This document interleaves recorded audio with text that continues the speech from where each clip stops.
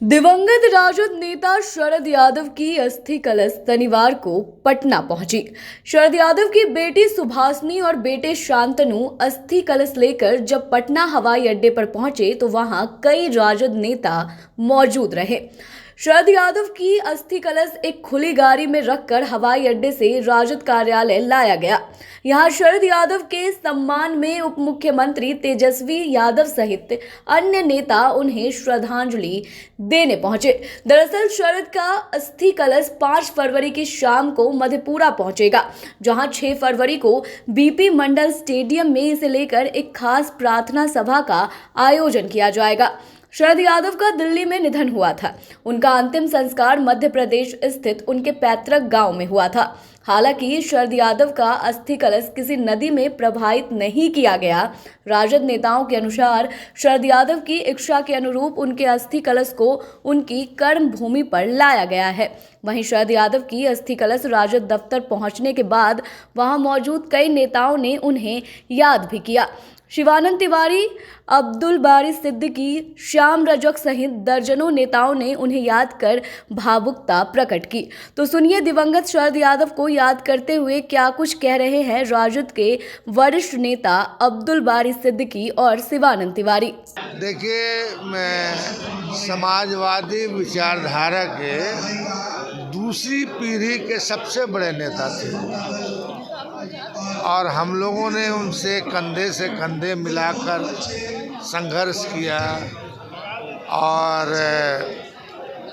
मतलब बिहार से उनका दुख का, सुख का, दुख का असर लगाव था, संघर्ष का लगाव था और अपने उस दुख की घड़ी के साथी का बिछुड़ना बड़ा दुखदायी है।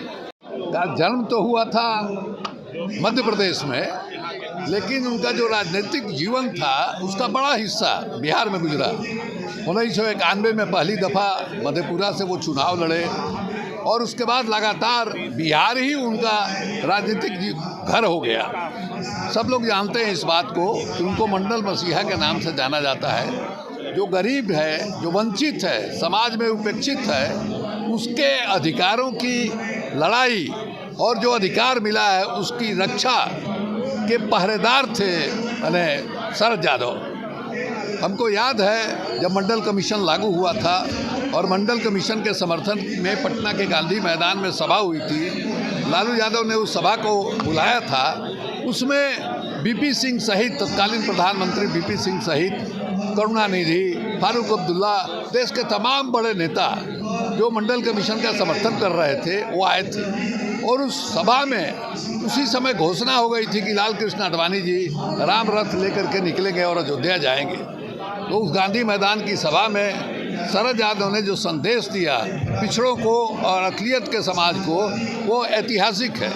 उन्होंने ये कहा था, पिछड़ों को आह्वान किया था कि अगर किसी अक़लियत पर के जान पर खतरा कोई उपस्थित करता है तुम अपनी जान दे करके उसको बचाना। ये जो संदेश उन्होंने दिया वही आगे की राजनीति की धारा बनी।